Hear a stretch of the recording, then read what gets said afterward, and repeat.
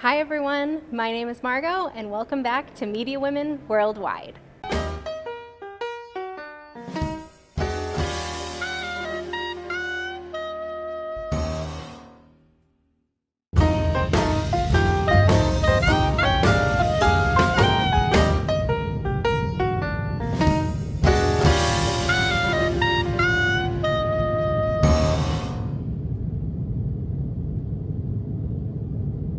Welcome to Toronto.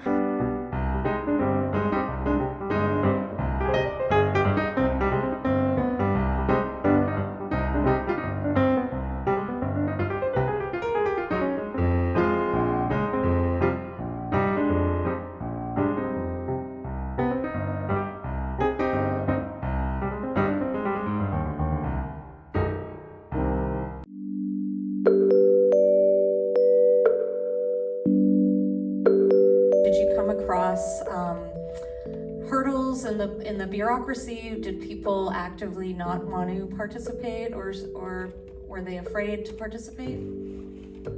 Yes, it was a very long procedure to gain access to the State Secretary of Migration. The first step was to have them trust me that I don't want to make just a film that makes them, show them in a bad way, but that it's about asking questions and looking very precisely at the system which they are part of. And so I was able to meet many persons that they were ready to ask, to answer my questions, but not ready to be filmed. So to find people who were ready to be filmed, it took 1.5 years to have one person saying, yes, I'll take part in it. They are proud to be part of the film. They feel like being heard, finally being heard.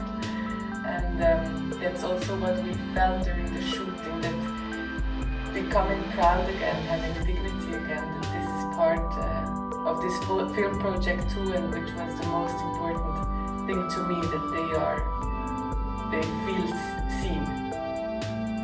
Thank you so much, Lisa. And I think I speak for the audience here when I say that we feel so privileged to be able to have heard their story. So please pass along our regards. Yes, and thank you so much for making this film and for sharing it with us today.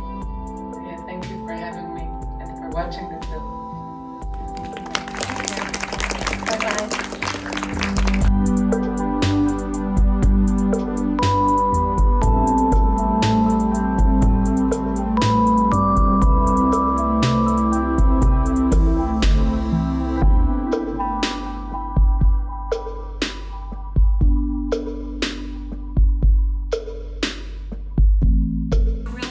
That she did not live with us when I was born was really shocking for me. It really rocked me. That was a very honest moment because she was always there in my mind as a child. So for me personally, that was a really big, oh wow, it really, I had to readdress my whole history and understanding of our family dynamic in that process. And then I think the other thing was just understanding the depth of the intensity of what my mom went through, particularly from 1975 up until I was born, 1981, 1980.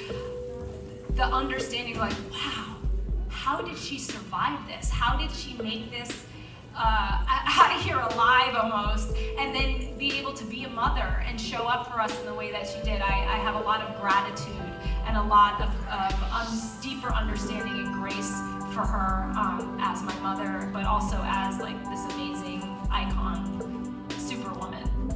There was some stuff left on the cutting room floor that were really kind of hard not to include. As you saw, my mom was a very early adapter with video camera and technology in that way. So there was a lot of like skits and backstage antics that would have been fun to include. Some of them were a little bit risque and raunchy, so we had to pare it down, but we gave you a bit of a taste of it. But there was a lot of really fun moments like that we weren't able to include. Roger and I chose pretty much from the get-go that we wanted to do audio interviews only. One of the things that I thought was really important was to immerse the audience in the moment. And we felt that kind of going back and forth to present day with on-camera interviews would take you out of that moment. My mother's shows were very immersive, and one of the things that was really important to me was to recreate that for the audience, to really feel like wherever you were in the moment of the film, that you were really there. And so, you know, the pandemic then reinforced that.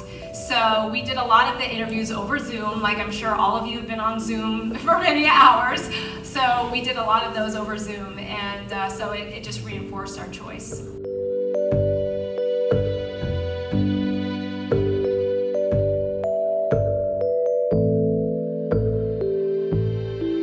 I also come from a family of strong women who are mostly independent and single, divorced, strong, doing it for themselves, right? That's the way to do it, because that's how we learn to do it.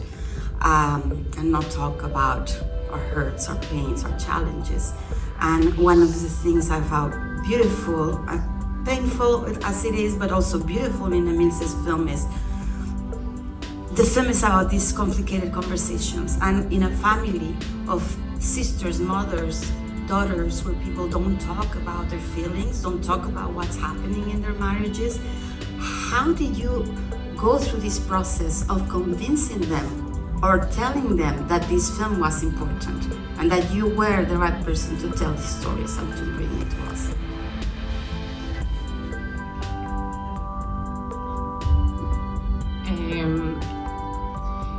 El proceso de este documental nació un día de la madre, faltaba un día para que operaran a mi abuela y estaban celebrándole el Día de la Madre y estaban partiendo una torta y las conversaciones que habían previo a que mi abuela quizás podría morir en la cirugía era tengo mucho dolor con mi madre, mis tías lo decían, mi madre nos obligó a casarnos, mi madre nos golpeaba mucho y realmente yo pensaba hacer otro documental que era sobre la historia de mi hermano y en ese momento, en ese almuerzo yo dije, mi hermano ya está hace 27 años desaparecido, creo que la historia que hay que contar es la historia de las mujeres de la familia y por qué está este dolor entre madres e hijas tan presente y por qué en este momento que podría ser una despedida y una celebración hay tanto dolor en la mesa.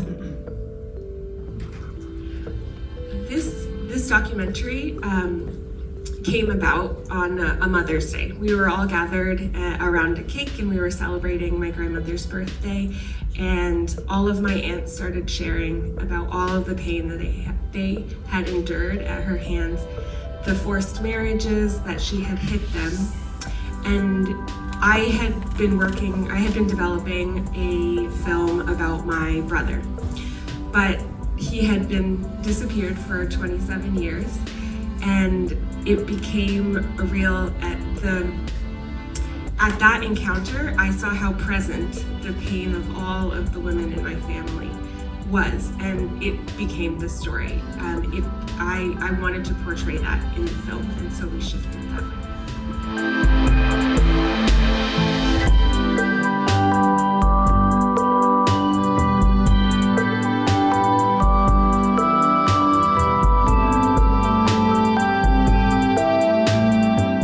Greta, has Hans seen the film and what has his reaction been? He has seen the film, of course, but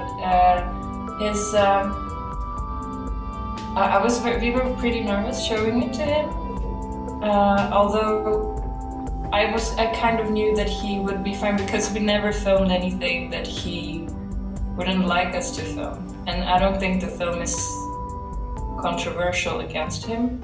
But so I think he's happy that a lot of the points he says and he's making up in his book and he has been saying for a long time get another platform where they can resonate and be spread. And then I think he's or maybe as you could understand from the film, he's very pragmatic and rational. So there were some moments where it was difficult to him for me to explain that, well, it is a documentary, but a documentary is not necessarily like a reportage in news. So we may be jumping back and forth in time, and there will be different timelines, and so these things I knew that he would be, and that's exactly what happened. There were the things that he wanted us, or he wished he would have done differently, were those that come from that he isn't a filmmaker, so he can't see the process behind why we chose to put them in this. But overall, he said that he likes the film, which I'm happy about. Don't forget to vote. Thanks, Greta. I need to take a picture. She wants to take a picture.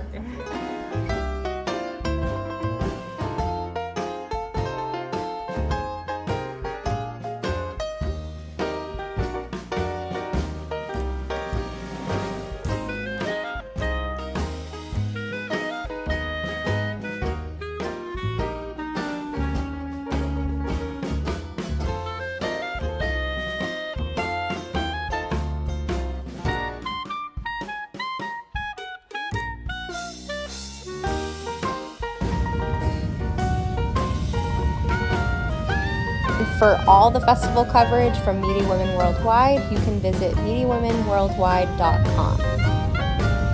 Thank you so much for watching, and I hope you see the next one.